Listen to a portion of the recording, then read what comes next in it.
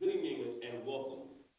Thank you to our in-person and online community and to our stakeholders for joining us this evening. It is my pleasure to call the Tweeds County Board of Education Board meeting to order. Today is Tuesday, April 13th, 2021, and the time is now 6:04 p.m. May we stand for the Pledge of Allegiance and a moment of silence.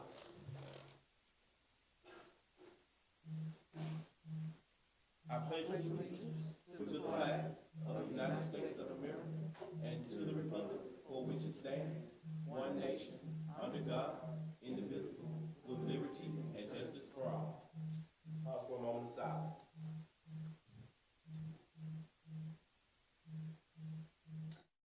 Thank you. You may be seated.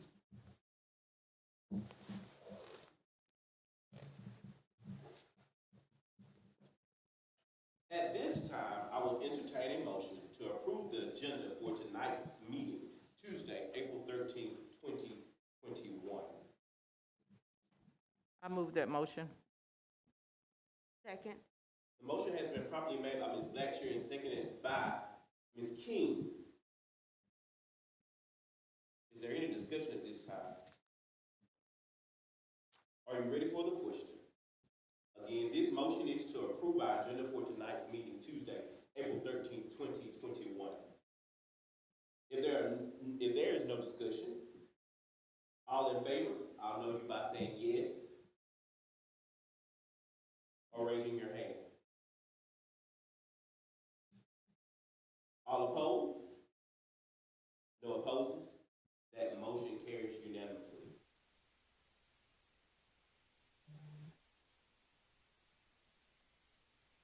Our agenda has no amendments and is recorded as received.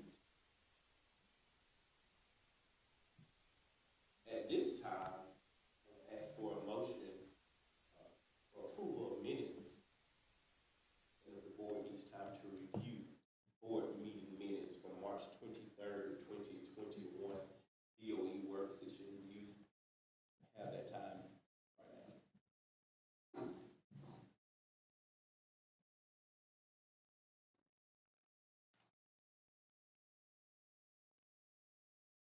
If all board members have had the opportunity to read our minutes from our March 23rd meeting, then we have a motion to approve the minutes from March 23rd, 2021.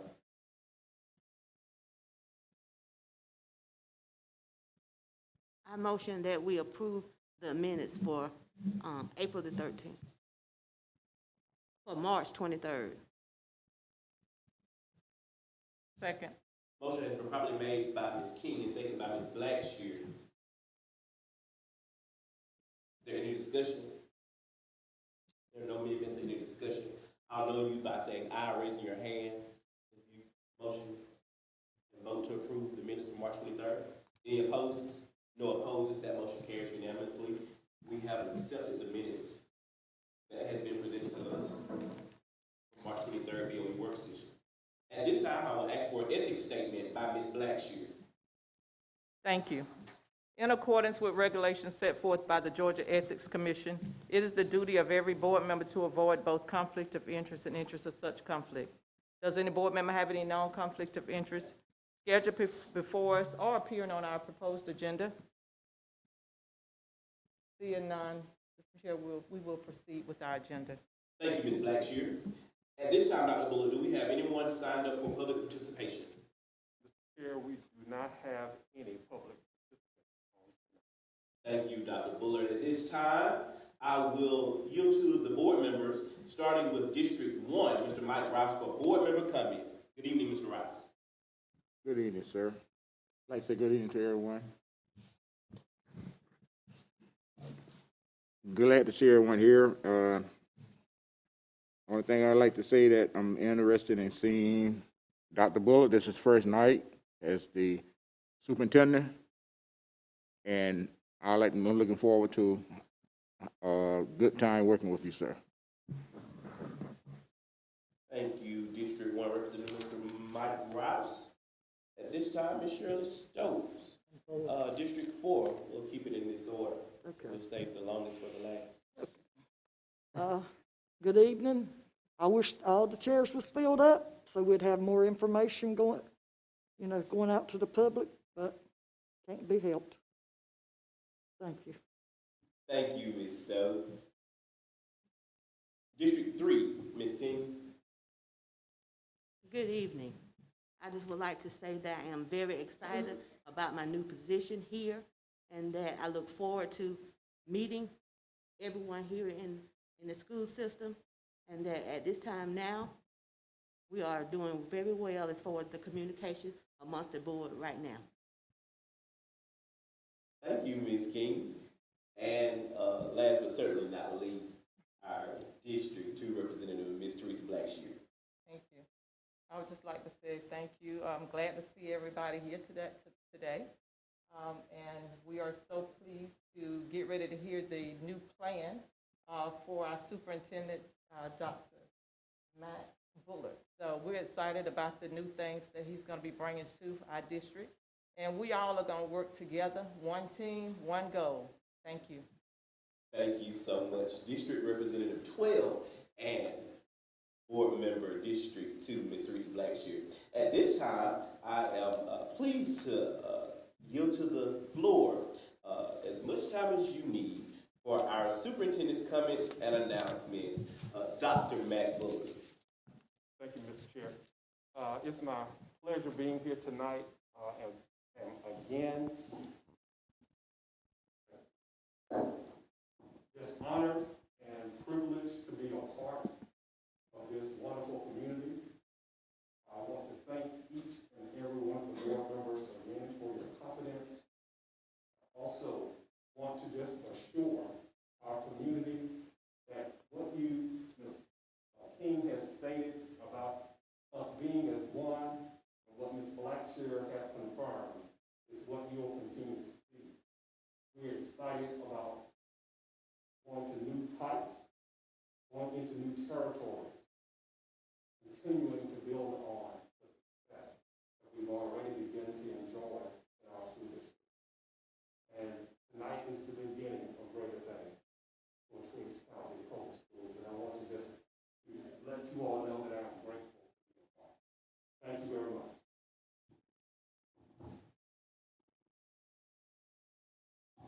Thank you, Dr. Bullard. Well, without further ado, let's enter into our business agenda. First on our business agenda tonight is Superintendent Bullard's 90-day entry plan. Information item, Dr. Bullard.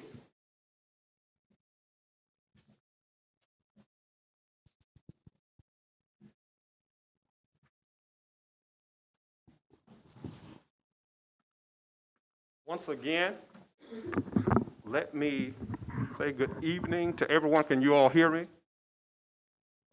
Good.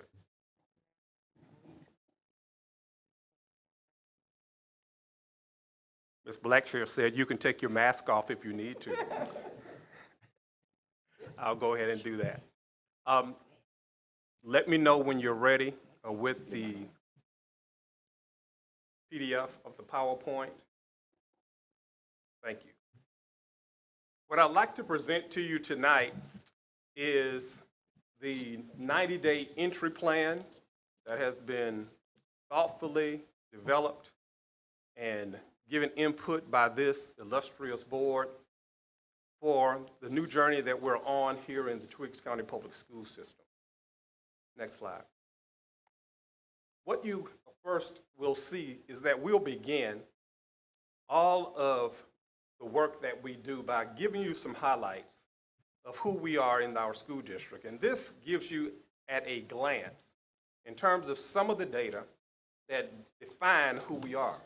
You'll see at the very, very top left is our student enrollment that was recorded by the Governor's Office of Student Achievement at the beginning of the school year, and our average daily attendance in each of our schools. What you'll see there is that our students come to school. You see one that is in the high 70s, but our students as a whole do come to school, and we're going to take full advantage of them being at school, giving them fantastic opportunities to succeed, and also ensuring that they are prepared for college and career readiness. You see below that our CCRPI score for the last 4 years. And what you see there in the CCRPI scores, the orange represents our school district and the blue represents the state. You see us lagging a bit in terms of our performance compared to all of the school districts across the state over the last 4 years, but those are some of the very reasons and some of the very things that you'll see in this plan that we want to address so that we can close that gap. Our teacher experience, as you see there with the pie graph in the middle, the majority of our teachers in the school districts, about 54%, have 10 or less years experience. And the next largest set of teachers in our school district are those who have 11 to 20 years experience, and that's about 23%, followed by those who have 21 to 30 years of experience. And those are about 10% of our teaching staff. But you see then that orange, we have some new teachers in our district as well. Brand new to the field, new to Twiggs County, about 11% of our teachers. So we definitely want to continue to provide them with great learning opportunities, mentorship, induction opportunities, so we can continue to build their skills. Our general fund and our fund balance for our school district, being a small district, is healthy, and we're proud of that. And because of that, we're going to definitely honor the gifts from the state. We're going to also honor from the federal government as well as our local taxpayer dollars to ensure that we utilize those resources with the highest level of trust, worthiness, and fidelity. You see our demographics of our student population there at the very top right. We have a very diverse school district, and we're going to utilize all of those as assets and not barriers. And you see there on the bottom, something that we're very proud of, is our graduation rate in our school district. We have outperformed the state in graduation rate for the last 3 years, and I would also say, even today, that we will probably outperform them as well in 2021.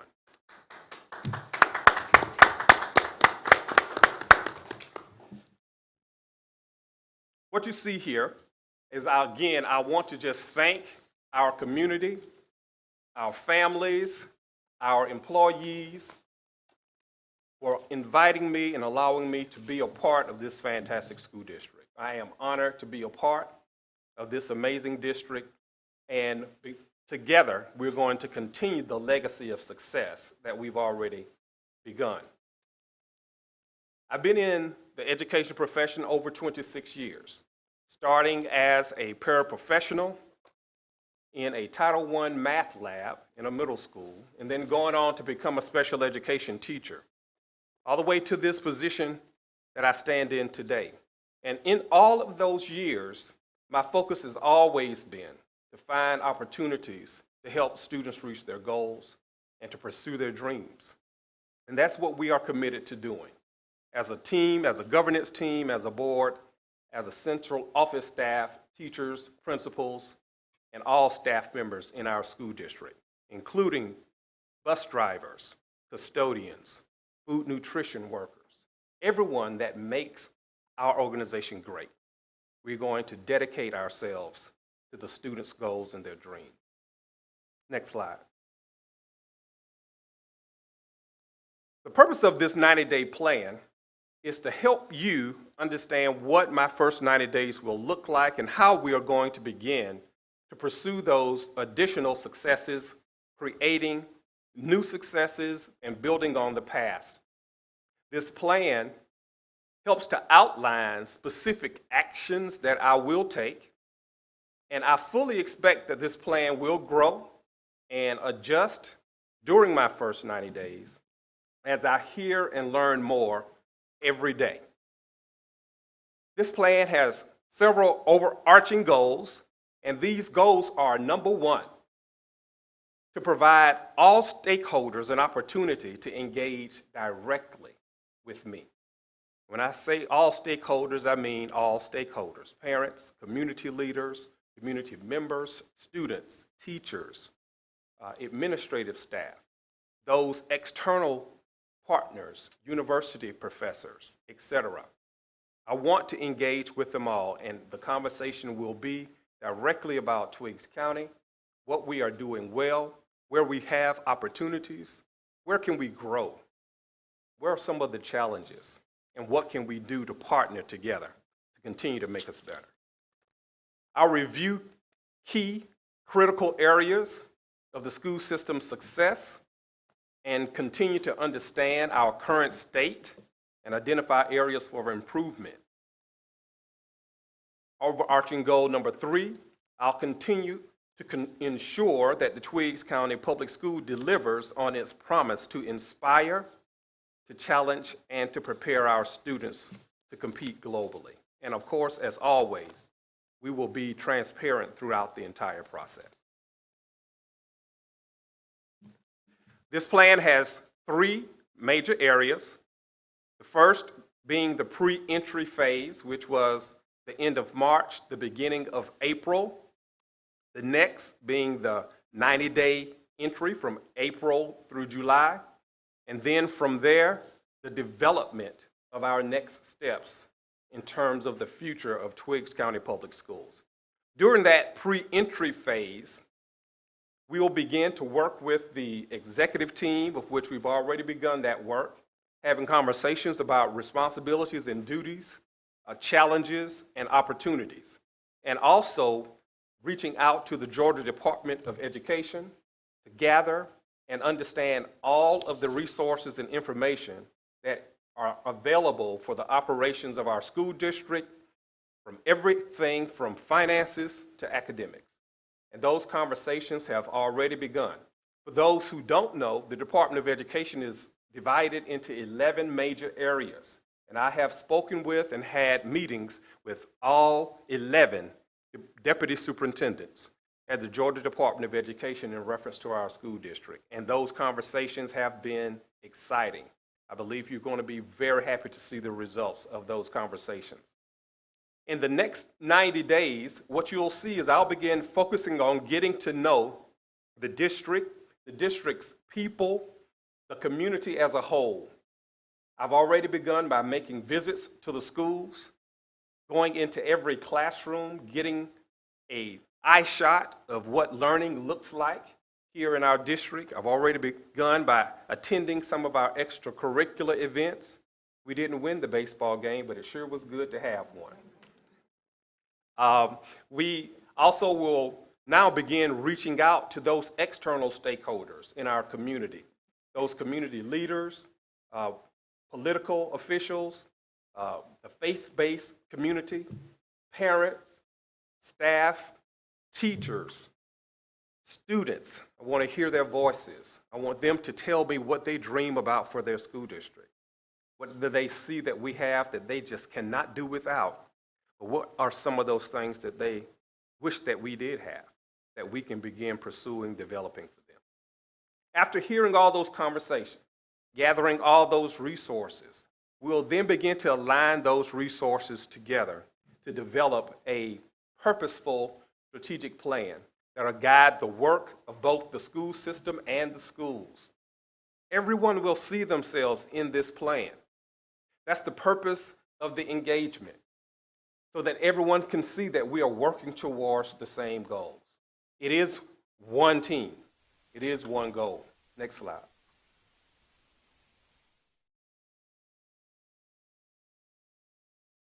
This is the first stage of this plan, the Inspire stage, when I'll begin to speak with those stakeholders, internal and external, to get that real picture of what is positive, what is possible, and what can be lasting in our school district. I'll cover some of those on the bottom there, some of the commitments that are going to be made during this Inspire stage. And I'll start at the top with 1.1. And I've already begun visiting the Twiggs County Public Schools and facilities to meet the students, principals, assistant principals, teachers, district leadership, and support staff.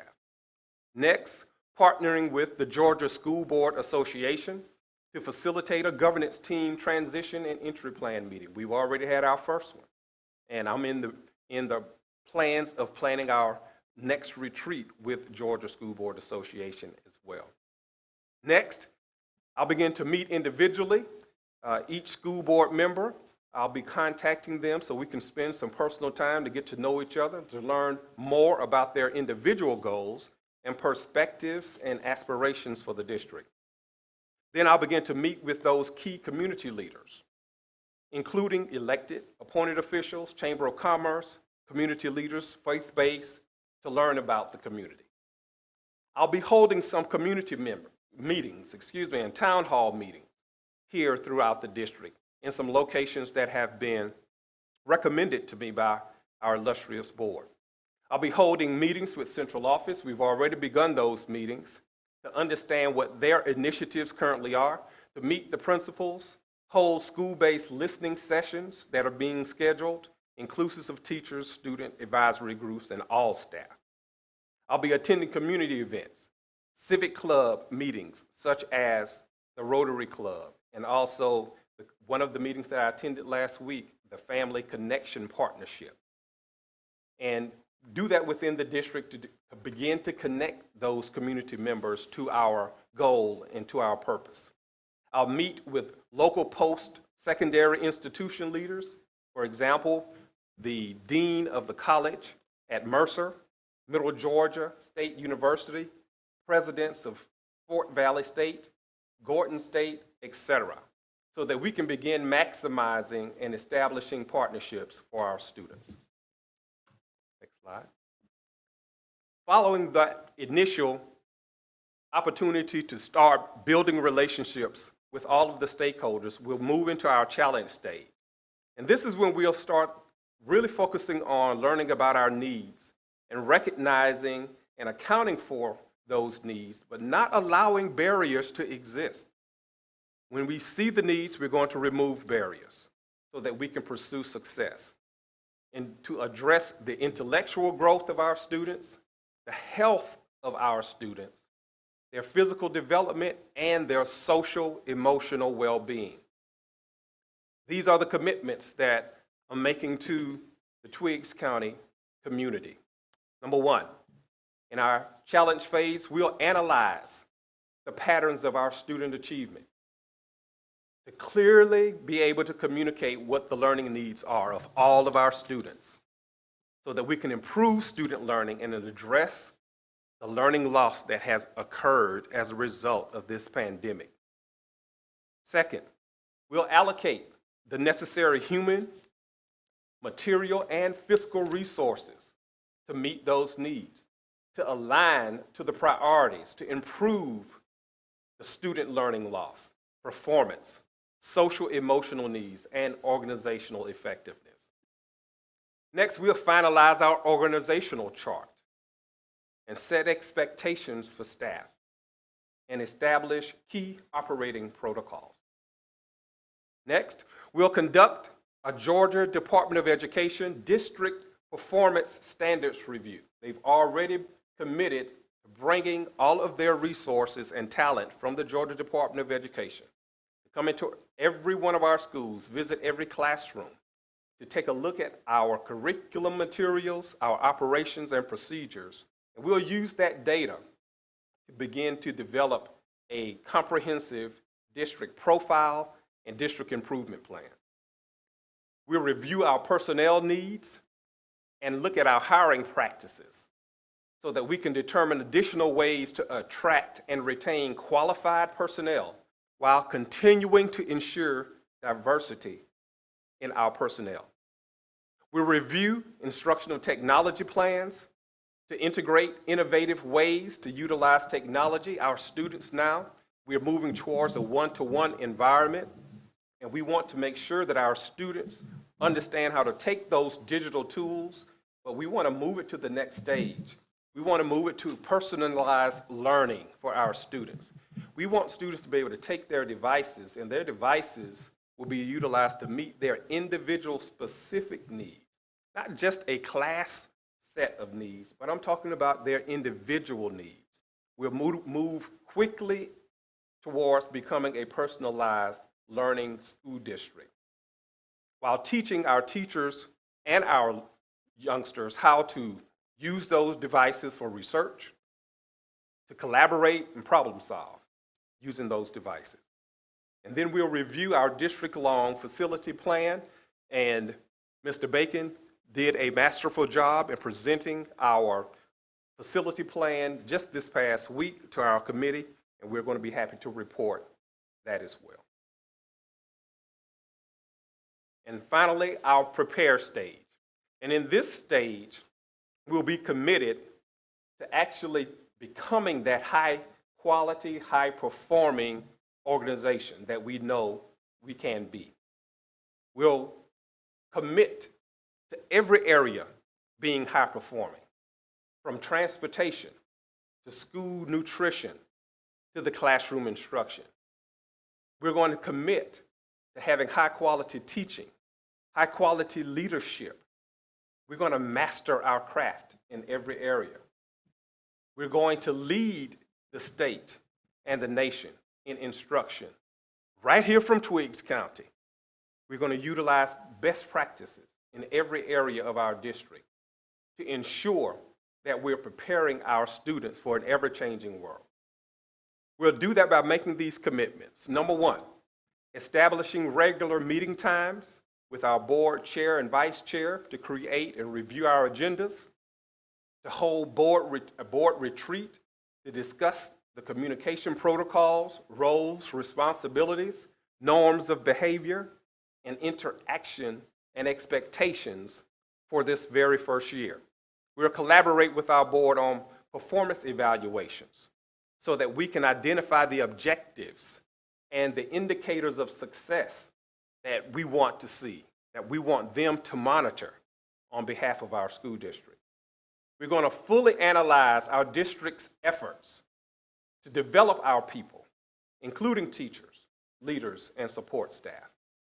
We'll work with the Board of Education to develop a board policy review cycle. We have board policies that we may need to take a look at, may need to revise. Some we may need to redact. Some we may need to create. Whatever it will take for us to move forward in this new environment, that's what we'll commit to in that board policy review cycle. And if necessary, those policies will ensure the alignment of the district's vision, mission, and strategic plan. We'll review the feedback that has been gathered over that 90-day plan in order to understand our strengths and opportunities, to enter into that strategic planning process. And lastly, we're going to establish a dashboard and a scorecard for not only the board to monitor, but for our community to monitor our progress as well.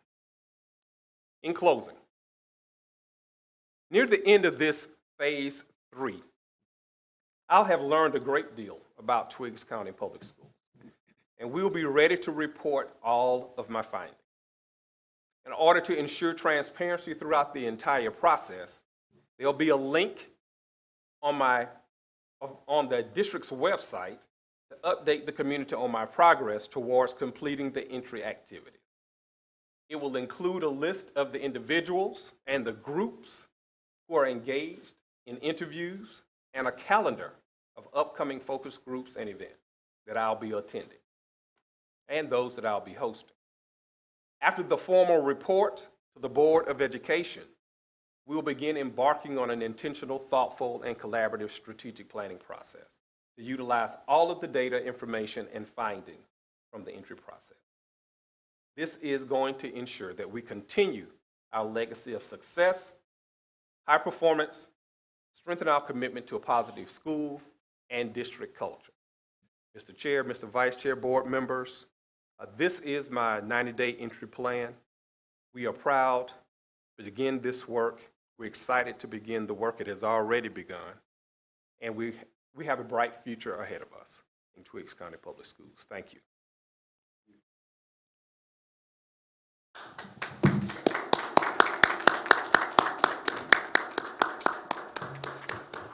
Thank you so much, Dr. Fuller, for this amazing plan. And I would like to share with the staff as well as the community that we have gotten a weekly update on his progress, on Dr. Fuller's progress in entry thus far. And it's pleasing to read the things that he's doing weekly. So we appreciate you, we appreciate your plan. I think it was a joy to read 3 times. And I want to make sure that we always remain focused as your plan is detailed enough for us to be on the straight and narrow. Thank you. As we proceed in our business agenda, at this time we will have business agenda item B, the summer feeding plan action item, Mr. Austin and Ms. Stanley.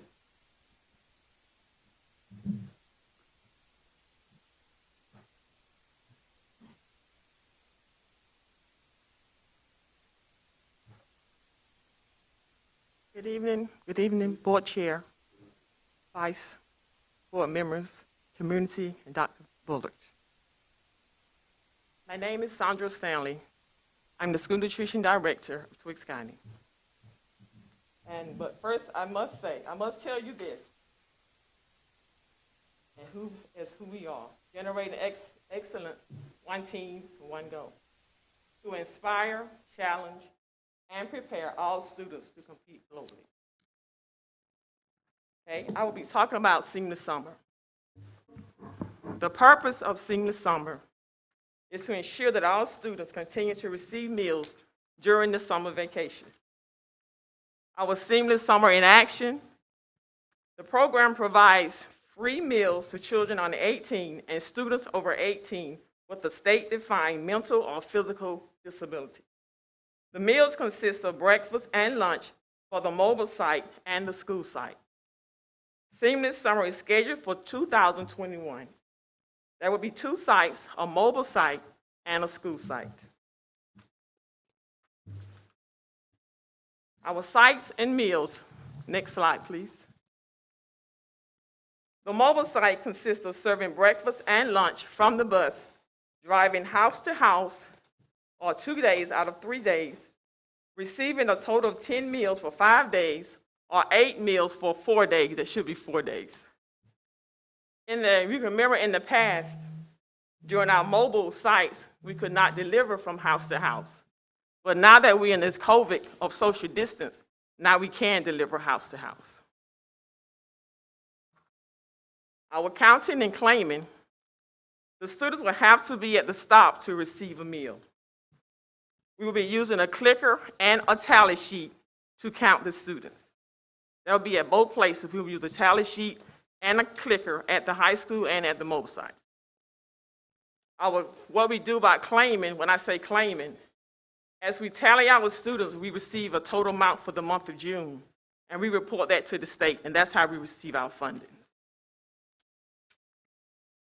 And in my conclusion, for our public notification, the parents and the community will be notified on the Twiggs County School website for the route schedules and the feeding schedule. Are there any questions? Where is this second site going to be? Ma'am? Where is the second site going to be? No, it's a school site and a mobile site. Oh, The okay. mobile site is going from house to house.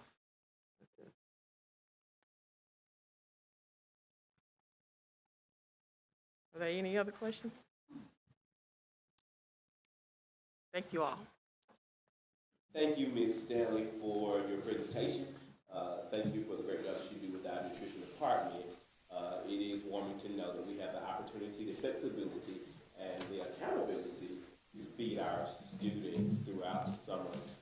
So I don't know if we'll have summer opportunity at large here in our buildings, but it's good to know that we'll be able to make sure that our students are taken care of on their break. Thank you, Ms. Sandra, once again. At this time, business agenda item C, graduation update, information item by our high school complex principal, Mr. Jamal Harris.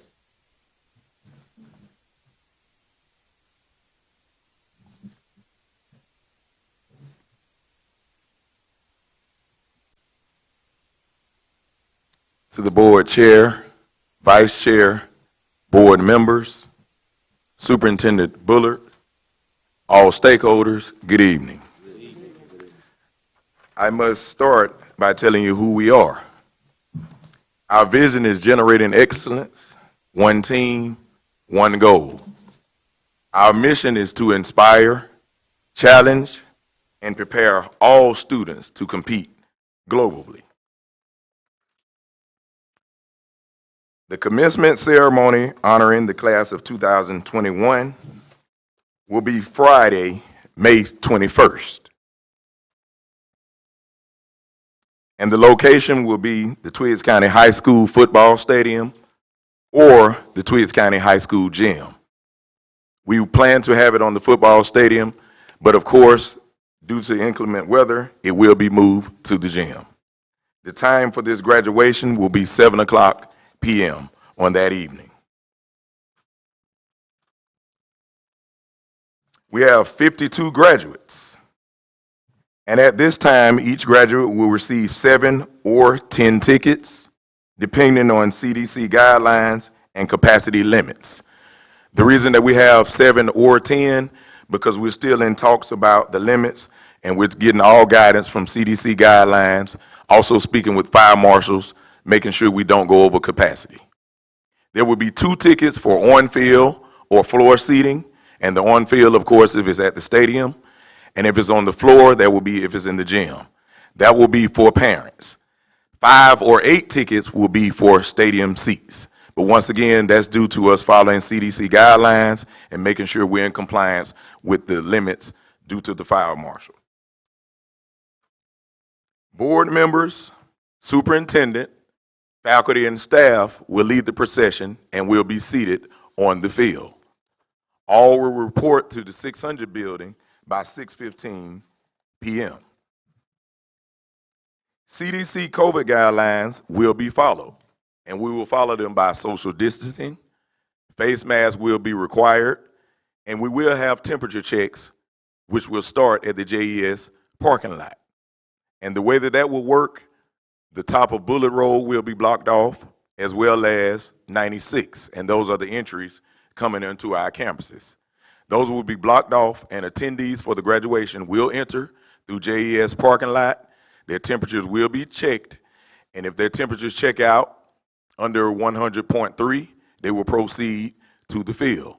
If not, they will make a U-turn, and they will go back out the JES entrance where it will be blocked off.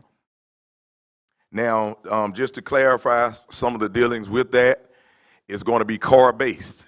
So let's just say it's 4 people in one car. If one person does not check out temperature-wise, their entire car must return from where they came from, and they will not be able to attend the graduation.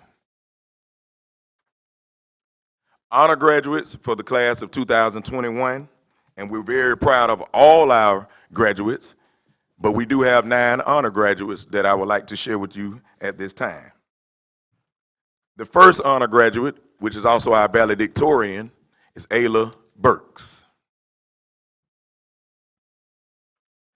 Our second honor graduate, which is the salutatorian, is Brianna Bonner. Honor graduate number 3 is Sarah Manning.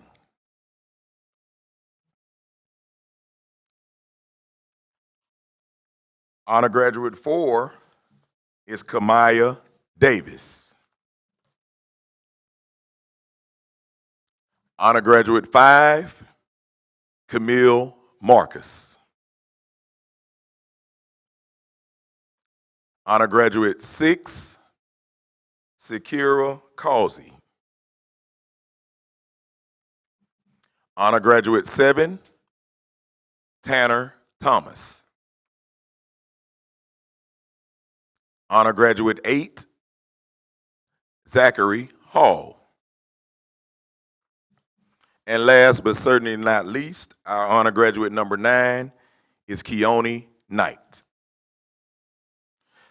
Once again, we are so proud of all our graduates, but these are our 9 honor graduates for the 2020-2021 school year. The next slide we're looking at the Twiggs County High School cohort data, which began in 2017, 2018 school year, and these were the ninth graders that came in during that year, which are now our graduating seniors. In that cohort, we started with 64 students. Of those 64 students, Precious Collins graduated the previous year, 2020. Of the 64 students, 12 students transferred to other public schools. Of the 64 students, 1 student received their GED and is currently taking courses at Charleston Southern University. Of the 64 students, unfortunately, which we're going to definitely work on that, 4 students dropped out. Of the 64 students, 1 student information is unknown. The information that we do know, that student had a child in March of 2020. So we still are following up with that. And then the next slide just gives you somewhat of a timeline. I know it's fairly small, but just to hit on some of the points, this timeline gives when we have our honors day, whether it be virtual or not. Senior failures, we had to know that by April 5th. The list was compiled by April 9th, and we're in compliance with all of that. Teacher notification for attendance for the honors, that was May 1st. Senior verification, and you notice I said 52 graduates. That's pending grades verification on May 14th, but we're going to be positive about that. Hopefully we will have all 52 graduates walking across that stage. Security, music, technology, the setup, photography, all of those things are listed on this timeline here, and these are things that we are in compliance with. All the way down to the graduation program. It will be printed by May 3rd, so we are following that as well. Student parent notification will be sent home on May 3rd, and we ask that they are returned by May 7th. And that was just a small synopsis of the timeline, but it is here for your viewing. Are there any questions at this time?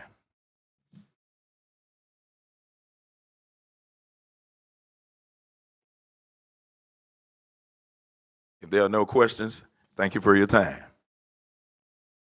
Thank you, Mr. Harris, for your well-detailed plan for our graduates as well as our stakeholders so that we know what to look forward to prior to the month of May. Congratulations to all of our scholars for doing such a phenomenal job and making it to this point. We're super excited to have all 52 of our candidates for graduation that will graduate. So thank you so much for that plan, and I hope that the community is heard. And this will be on our website as well as YouTube to review back the policies that have been placed for our safety and for our guiding. So thank you so much. Before we move on to our next agenda piece, which is business agenda D, I want to go back to business agenda item B, the seamless summer feeding plan. We have heard the presentation by Ms. Stanley. Superintendent Bullard, what is your recommendation? Mr. Chair, I recommend that the board accept seamless summer feeding plan. Board members, do you have any discussion on this matter prior to making a motion?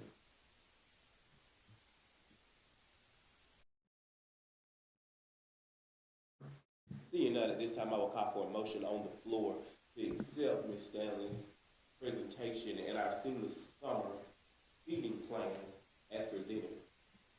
I'll make that motion. Second it. Motion has been properly made by Ms. Stokes and seconded by Mr. Rouse. All in favor, I'll know you by saying aye or raising your hand. Aye. Any opposers? No opposers, that motion carries unanimously. Thank you so much. Looking forward to that great opportunity for our scholars, Dr. Bullard and Ms. Stanley. So good luck, and if we can ever lend a hand at cooking something or dropping off something, let us know. We would love to see the students during the summer. At this time, I would like to introduce business agenda item D, 5-year facility study plan, information item by Mr. Tyrone Bacon, our Assistant Superintendent of Regular Operations. Thank you. Good evening, Mr. Chairman, board members, Superintendent Bullard, and stakeholders. On this week, we were able to present our 5-year facility plan to our facility team, and I'm very happy to report the findings. But first, I must tell you who we are. We are a district that has vision, generating excellence, one team, one goal. We have a mission to inspire, challenge, and prepare all students to compete globally. So with that, every 5 years, we are required by law, 20-2-260, to have a facilities plan and have a facilities visit. This plan allows us the ability to apply for capital outlay grant money, at which time we have $1.7 million in possible grant monies available to us. So with that, I first would like to thank the team that helped me put this together. First of all, the operations team, Mr. Broderick, Mr. Michael, the custodial staff, the maintenance staff, and technology. This presentation you're about to see in a few minutes, definitely would like to thank Mr. Gary Watkins, as well as Ms. Tina Timms and Mr. Trevante Basley. So, Mr. Basley, the video you're about to see, since we had to do it virtual, is a virtual tour of our facilities. It is a very good video, and it was not staged. So everything you're about to see is us every day. And every day we're generating excellence. Mr. Basley, the video.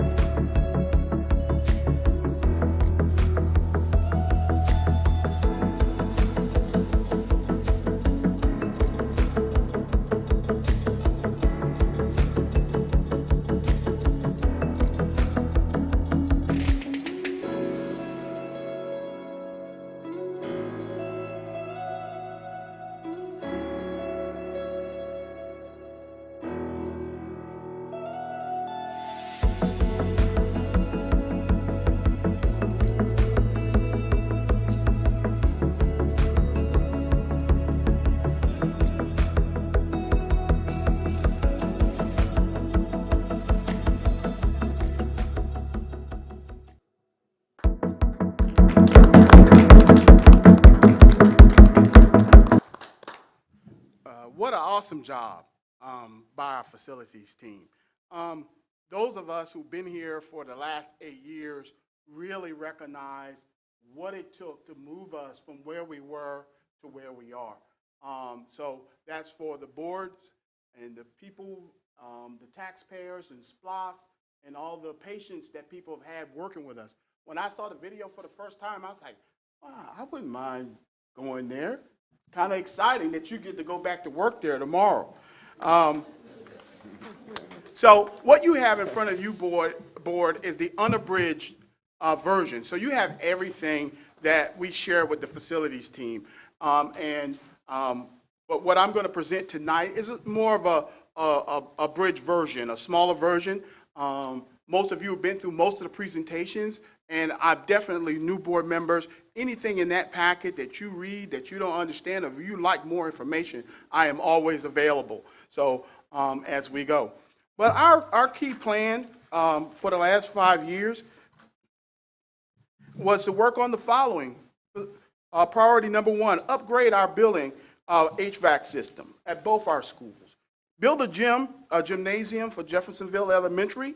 When we first got here about 8 years ago, our children had no place for physical education classes, nor did they have a place to come in from the inclement weather.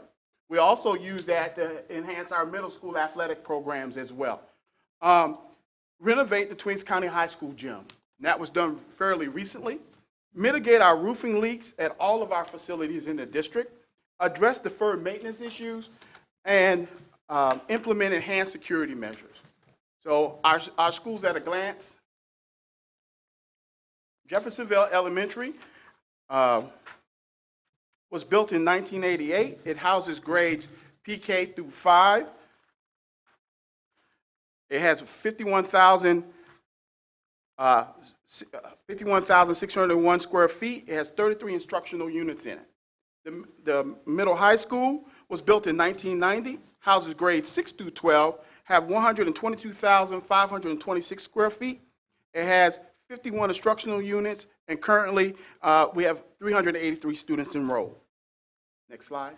What is deferred maintenance? Deferred maintenance is that stuff we all have, things we put off because of budgetary issues and other priorities. And when we got here as a team during the last 5 years of the facility, this is what the sort of things that we were dealing with. We only had 2 or 3 urinals in the whole JES that were working at the time. And we make sure now, you can see before and after, that we're putting our work, one of the finance department for always working with us and understanding the cycles. Next, you can keep on, Mr. Basley.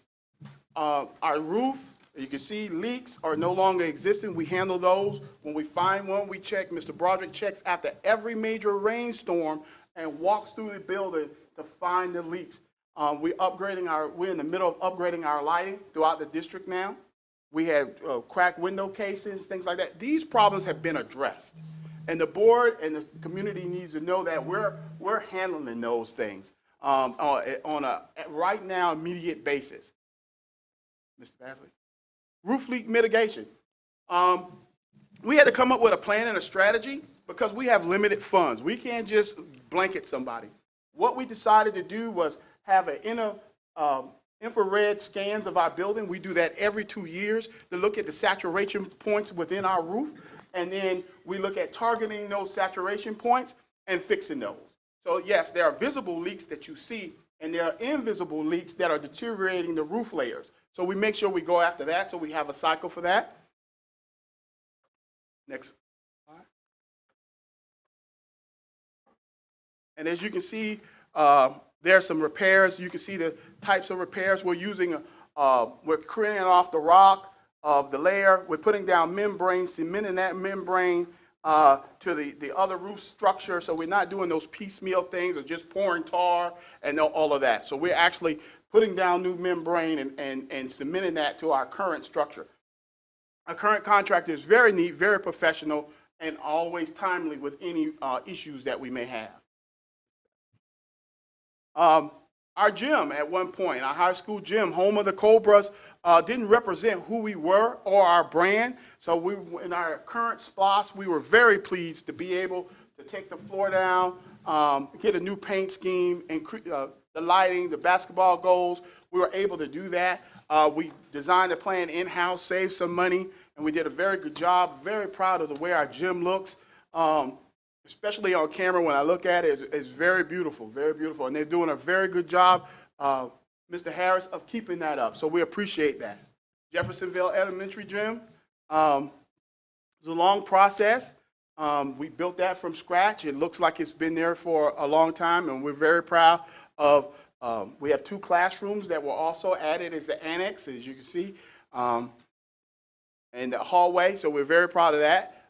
And we have the resilient tile flooring, VCT type flooring, to help reduce injuries as well as the ease of maintenance. So we don't have the same kind of maintenance as a hardwood floor, the constant reapplying of flooring stuff. We don't have that. So it's very good, and they seem to really take care of that. Ms. Jenkins and her team, they do an excellent job of making sure the kids are respectful of the stuff that we have over there. And what we're currently in, the most expensive thing that was holding us back was our HVAC renovation. This is the old high school boiler. At the time, 7 years ago, it was on the red. Can y'all see that red tag on that? You see that red tag? That was a red tag shutdown from the state of Georgia, that we could not operate the boiler. So we had to spend an enormous amount of money to get ready for school, and then we replaced that in the next year. The replacement cost was $1.5 million, and that was completed in the fall of 2006. So we're very proud of that, and that's been doing very well. And I presented to the board not long ago that we're saving on average $34,000 a year in natural gas at the high school. And thus far, we've saved over $180,000 in gas. So we're looking at a return on investment in less than 10 years. So when you look at a life cycle of the system for 20 years, we would have paid for the whole renovation 2 times with just our gas savings. So that is truly amazing for us. So there's some pictures of going through that, of the cooling tower as well as the heat exchanger. You can go on, Mr. Basley. Currently, we are doing the HVAC project at JES. We had corroded pipes because they didn't have a water treatment system, but we're replacing that currently, and Mr. Austin, thanks to his team and making sure that we've been cycling what we needed with our SPLOST collections, making sure that we were able to do this without having to borrow bond money, without having to incur any interest.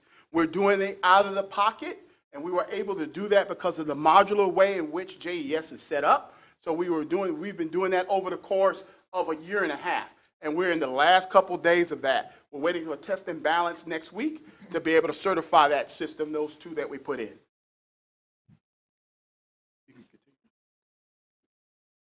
Safety and security, we were actually blessed to have the governor give us $30,000 in one shot for the total district, and then follow up with the next year of $30,000 per school. And we use that for, you can scroll down, Mr. Basley. We use that for keyless entry, locking systems, screening, and one of the most important things that I, as an employee, wanted to do was to put a fence around our playground, because our playground had no fence. And every day I would see them out there, and I would be afraid. So the security grant allowed that. Scroll on, Mr. Basley.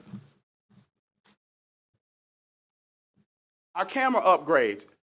In 2012, we only had 20 cameras at the high school. Now we have 75. And at JES, we had 10, and now we have 45.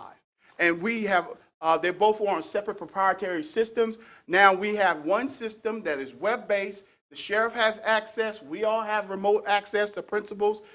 We have a viewing station at our central office, as well as different viewing stations all over. Principals have those in their office as well. So we really came up with that, with being able to surveil and record and capture those things that are important to us.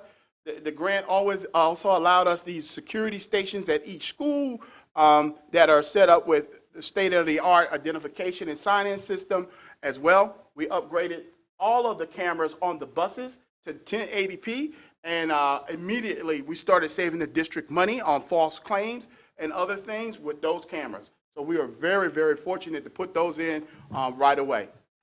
Mr. Bassett? Our COVID-19 response.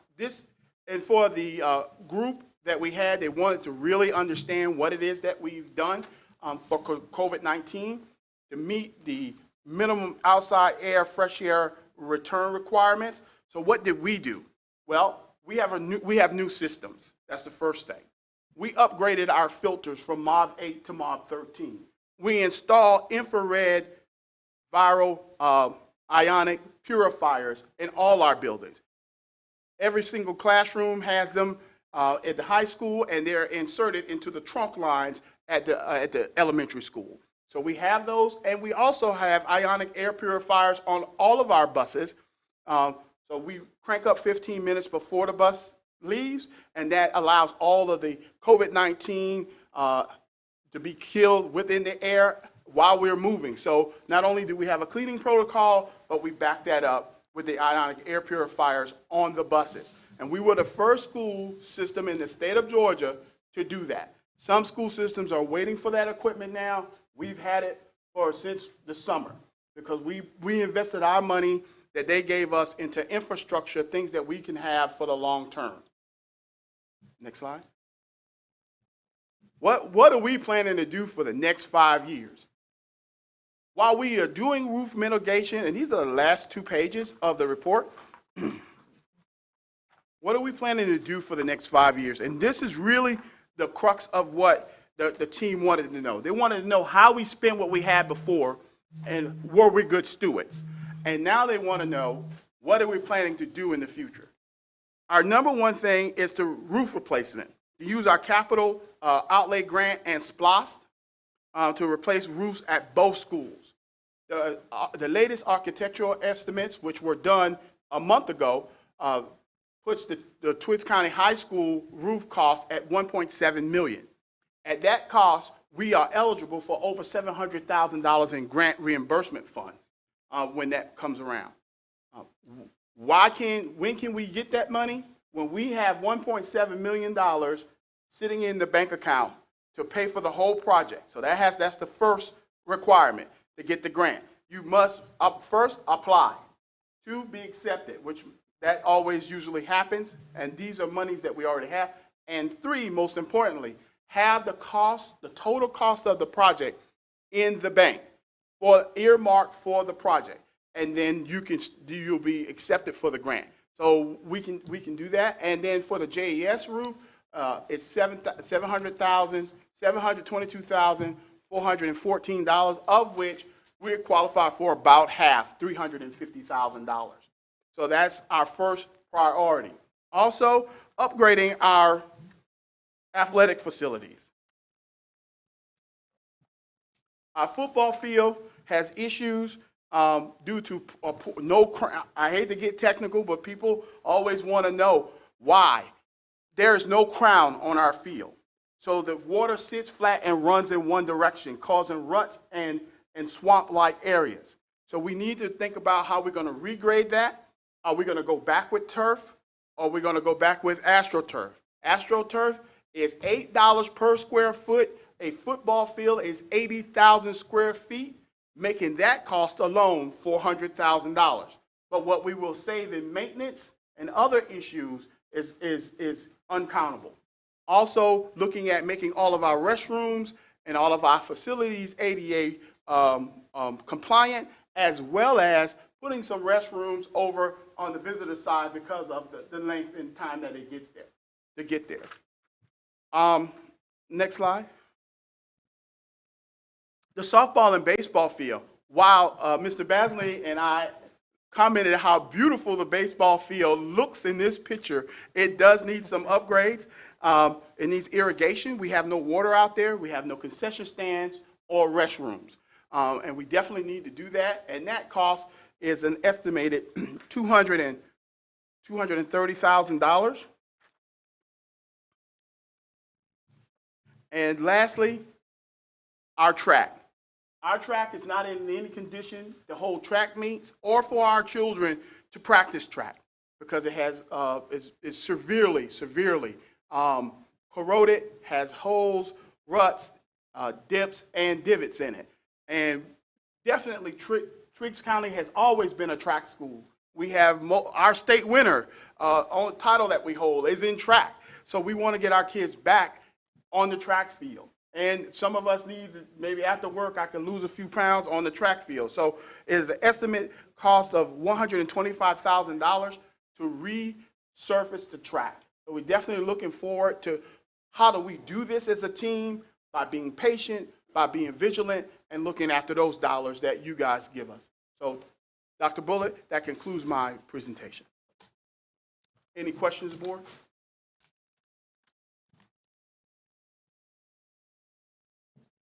I would just like to say thank you for saving the district money. I appreciate that. And also for you prioritizing our district needs. Thank you.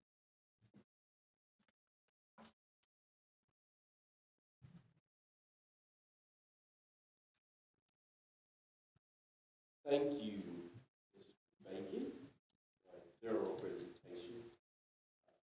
Good to see our district status, where you, get to know where you are, we're on our way to.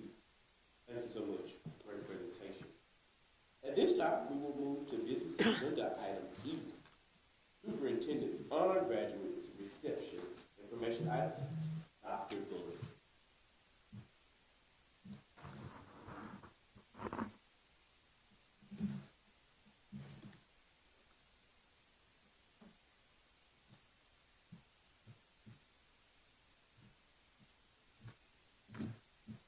Board members,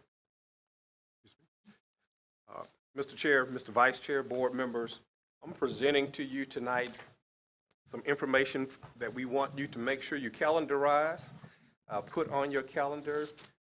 Don't miss this event. You will regret if you miss. We are planning a fantastic celebration for our honor graduates that have already been introduced to you tonight by Principal Harris. However, before I go into and review our plan, if you would, Mr. Basley, you've heard our central office executive cabinet members tonight remind you of why we exist, and that is our vision. Our vision is to generate excellence. One team, one goal. And how are we going to do that? We're going to do that by fulfilling our mission each and every day, which is to inspire, to challenge, and to prepare all of our students to compete globally.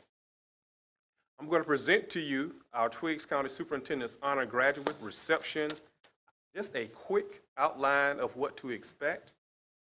That is upcoming. The reception is going to be held on the first Thursday in May.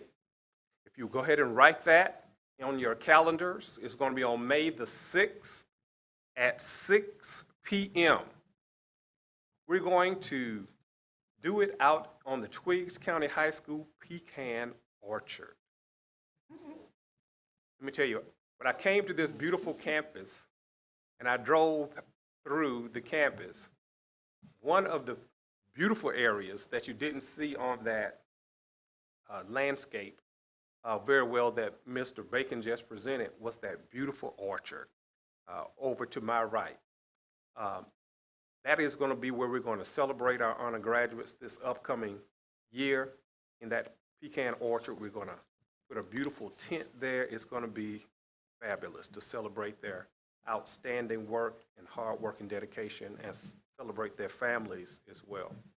And we're hoping, actually, to generate a little jealousy with the other students as well, so that next time they'll hope that they'll be out of under the white tent. So we didn't want to take it too far away so the students wouldn't see it. We wanted the students to actually be able to enjoy it as well. We're going to honor each one of those graduates. They're going to receive 8 tickets, and those 8 tickets will be equivalent to occupying one of the round tables, which will include tickets for parents. And we will also present them with personalized gifts from me, their superintendent. Board members, you will also receive a personalized invitation and we'll have special reserved seating in the reception as well. The reception will have heavy hors d'oeuvres, so come hungry. We will have heavy hors d'oeuvres and cool beverages out there for us to celebrate our honor graduates with on May the 6th. We've included all of our schools in this opportunity. They've gone through this entire school district. So we have our elementary school principal who is going to narrate during that event. Ms. Timms is going to handle the media, the graphic design and programs. Mr. Watkins is going to be available as well to take pictures of our honor graduates with their family members, and Mr. Jelks is going to be there to videotape. We're also going to ask Board Chairman Harris if he will be there to give us greetings, and our Principal Harris is going to give our welcome, and Ms. Woodley, our Assistant Principal, will also talk about what does it take to become an honor graduate.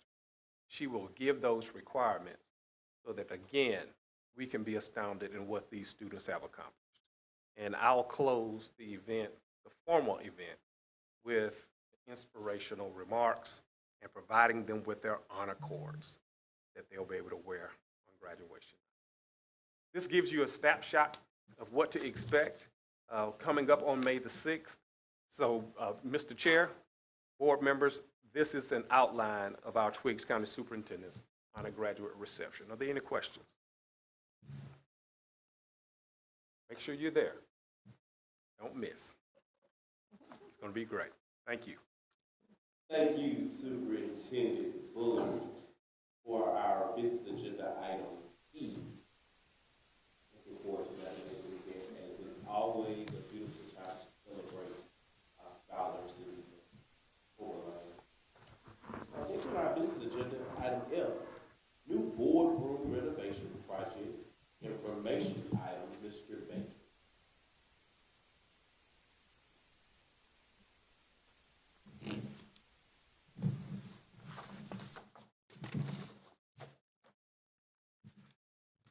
Board Chair, board members, and stakeholders. Once again, we're here because we want to have a vision that's generating excellence, one team, one goal, and our mission is to inspire, challenge, and prepare all students to compete globally. What I'm here tonight to present to you is our renovations for our new boardroom, our proposed renovations for our new boardroom. What is our goal? The project goal is to convert the Professional Learning Center located at the Board of Education into a multi-purpose venue that will accommodate the needs of the Twiggs County Board of Education. The space, once renovated, will serve as the primary venue for conducting meetings and hosting stakeholder events. Project specifications. One, create a usable space that will accommodate 60 to 150 people. Ensure that the heating, ventilation, and air conditioning is able to maintain good indoor air quality through adequate ventilation with filtration and provide thermal comfort. Ensure that the Board of Education has adequate technology that will enable stakeholders to properly convey ideas and concepts in a seamless and professional manner. And 4, create a space through design choices that will convey the Board of Education's mission and vision. So, we were able to reclaim that space because we fixed the roof issues that were plaguing that area for several years. And now we can reclaim that space and make it usable. So the first thing that we will talk about is a carpet replacement. The current carpet in the professional learning room and the entryways that's adjacent it is 17 years old and currently untenable. While it's there on the floor, it cannot be cleaned. We've tried that. It needs to be replaced. The estimate for 2,788 square feet is $16,451, and that's from 2 vendors. Next slide. The Board of Education's podium. The podium is currently there, will need to be elongated to accommodate the board members, and if we need, and also, as you can see here, social distancing as well. So we need to be able to accommodate that no matter what the circumstances for the Board of Education. The podium will need electrical outlets in the floorboards to facilitate the use of electrical devices because you will have your Surface tablets and need to be able to connect. The estimated cost for that is $3,760. Next slide. Painting.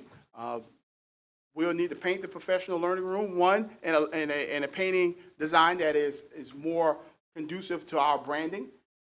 Some of the areas in the room was painted a dark maroon, and that would need to be primed maybe several times to change it depending on the color choice, but definitely if we go lighter to brighten up the space and make it the space that we want to do that. And there's some taping around the windows because of the excess moisture that was in there at one point.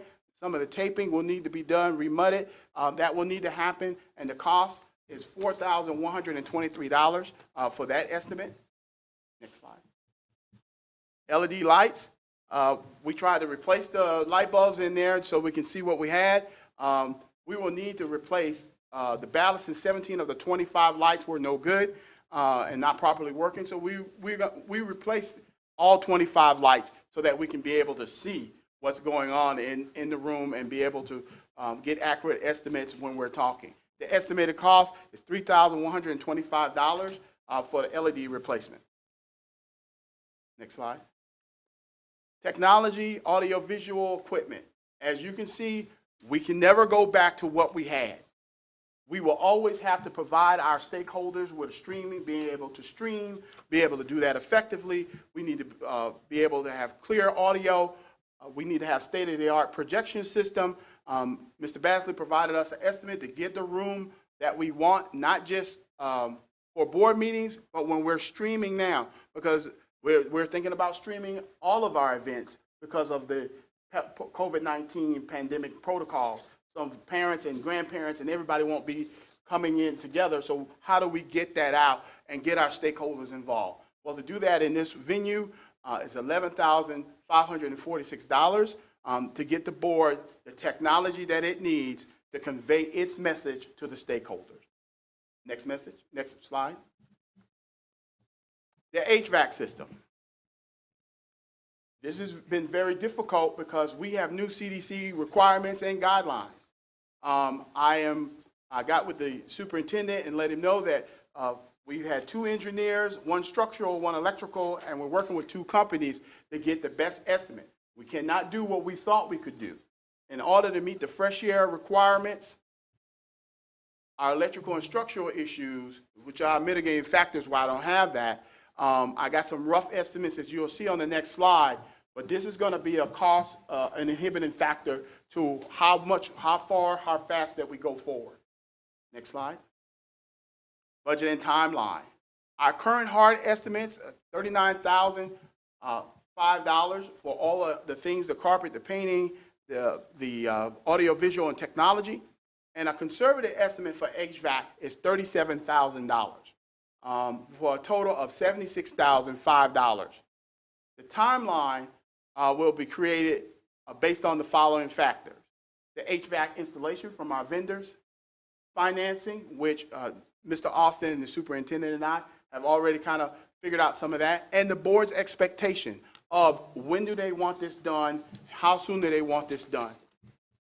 And we'll create a timeline, and I guess when it becomes an action item for some of these purchases, then that timeline will be presented to you as soon as I get that information. Any questions or concerns?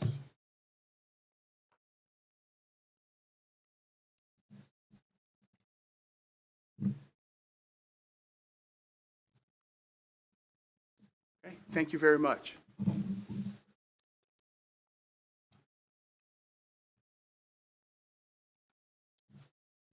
Thank you, Mr. Bacon, for business agenda item F, the boardroom renovation project. great project. I think it is time. The board will have further discussion. We look forward to this going back on our agenda.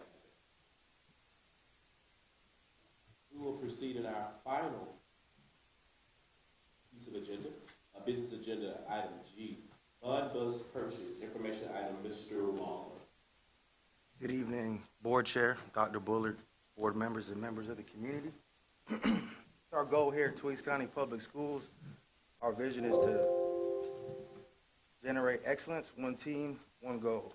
Our mission is to inspire, challenge, and prepare all students to compete globally. Today, I'm presenting to you, the students have a great opportunity here, a bond bus allocation for the fiscal year of 2021. Tweeds County Public Schools has been allotted a school bus for the fiscal year of 2021 on the amended budget. The allocation amount is $77,220. About 2 slides up. Our first option will be a 72-passenger Type C Bluebird Vision. That's going to be a 2022 model. The base price is $84,069. Fully equipped, that same bus will be $97,400. And when you fully equip it, that's with the cameras, the two-way radios, the air conditioning, the driver's seat, and all the safety equipment on the bus. And if you look at the next slide, that is the 2022 Bluebird Vision. Another option the board has is an 89-passenger Type D Bluebird All-American. The base price for this bus is $100,368. The fully equipped price is $120,000, $120,800 fully equipped. And the next slide, you can see the 2022 Bluebird All-American. Now, because the funds from the state don't cover the whole bus, but the next slide is a breakdown of what it would cost the district out of local or SPLOST funds. For that 72-passenger Type C Bluebird Vision, at the base price, we would be responsible for $6,849. And to fully equip that bus, we would be responsible for $20,200. And that's the Type C Bluebird Vision, 72-passenger. For the 89-passenger Type D Bluebird All-American, at the base price, we would be responsible for $23,148. And to fully equip that bus will be $43,580 through local or SPLOST funds.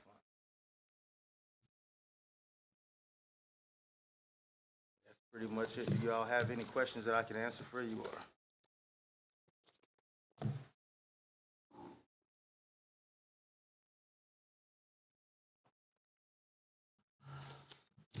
Thank you, Waller. All right, thank you.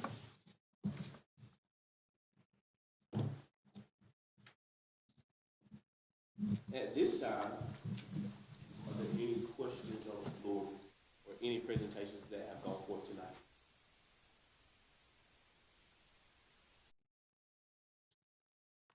Seeing none, it is the superintendent's recommendation that we should not enter into executive session tonight, for we have no personnel matters. Before we adjourn, I'd like to thank all of our stakeholders, viewers virtually and those in person. Thank you so much for our faculty and our staff for your sacrifice of time this afternoon, this evening, in joining us for this board meeting that was very informative. I'd also like to acknowledge elected stakeholder, Mr. Lonnie Ford. Thank you for your sacrifice of time of being here with us, making sure that we cross over as these funds and this connection must remain consistent as we share our story in real time. Thank you so much for all the presenters tonight who did a phenomenal job at showing the status and the growth of our district consistently. Thank you so much. Dr. Bullard, should there be anything else?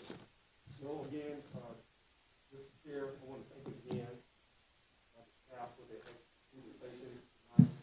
It does demonstrate the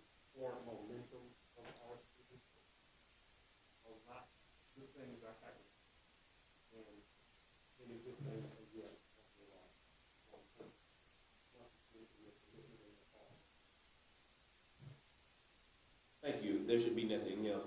May we have a motion to adjourn? I'll make that motion. Second. The motion has been properly made by Ms. Shirley Stokes and seconded by Vice Chair, District 1, Mr. Isaac Rouse. Is there any discussion? If there is no discussion, I'll do you by saying aye, raise your hand. Any opposed? No opposed. That motion carries unanimously. Consider ourselves adjourned. Thank you so much. Have a good evening.